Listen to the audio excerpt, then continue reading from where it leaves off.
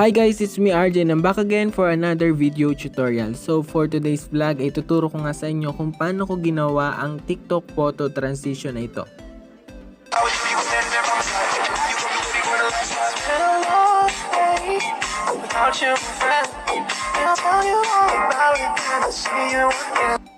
So yun.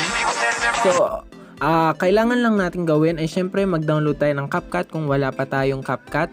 So punta na natin ang ating Capcut. Then pipindutin natin yung new project, but this time nga ang pipindutin ko ay yung draft natin. So ito yung inedit ko na siya at sasabihin ko na lang sa inyo kung anong seconds nyo ba dapat silang ikat at kung anong animation yung gagamitin natin para magawa natin yung kanina.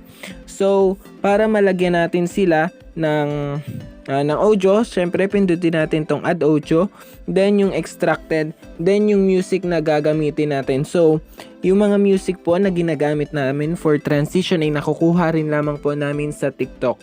So kailangan natin ng 39 photos para ma-complete natin yung tutorial na yon. So simulan na natin. So sa unang picture ay 1 second and ang animation na gagamitin natin sa kanya ay makikita natin sa combo, which is yung zoom to. The next picture 0.1 ulit, then zoom to. Next picture 0.1, then zoom to. Next picture 0.1, then zoom to. Next picture 0.1, then zoom to. Next picture 0.1 ulit, then 0.2, zoom to, sorry. Then next picture 0.1, then zoom to. Next picture 0.1, then zoom to ulit. Next picture 0.1, zoom to. Next picture 0.1, zoom to.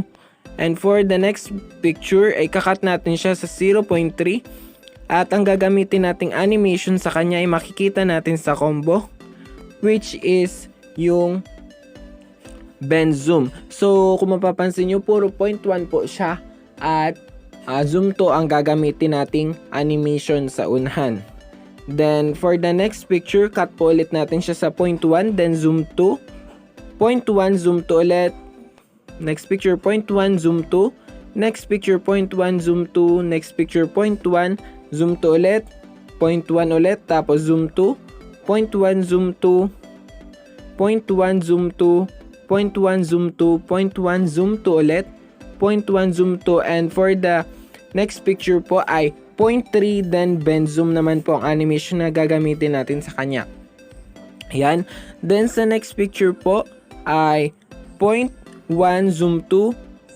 0.1, zoom to. So kung masyado po ako mabilis at di kayo nakakasabay, wag po kayo mag-alala kasi ilalagay ko po sa gilid yung seconds kung saan nyo ba dapat sila ikat. So yan. Then sa next picture po ay ikakat po natin siya sa 0.5, then sa combo natin makikita ang kanyang animation. So lahat po ng natitirang picture ay ikakat natin sa 0.5. Yan.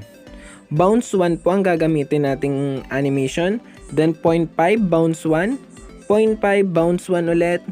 0.5, bounce 1. 0.5, bounce 1. 0.5, bounce 1. 0.5, bounce 1.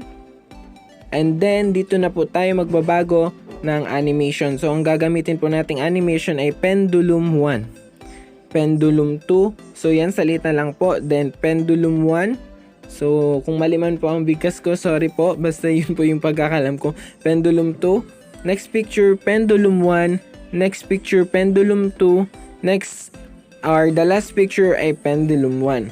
So after po nating ma-edit yung ating transition, syempre po ay i-download natin siya. Dito lang po natin yan mada-download sa taas.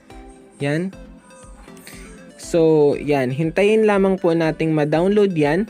Then sa gallery po natin papanoorin para mas malinaw or mas maayos yung ating tutorial. So at kung bago ka pa lang sa channel ko, wag mo kalimutang mag-like, share, subscribe, and hit the notification bell button para maging updated ka sa mga tutorial ko at makapulot ka na naman ng bagong aral. So, yon. Yan, hintayin lang po natin itong matapos. Then, punta na po ulit tayo sa ating videos apps. So, ayun na po, nasa unang-una. Then, panoorin na po natin.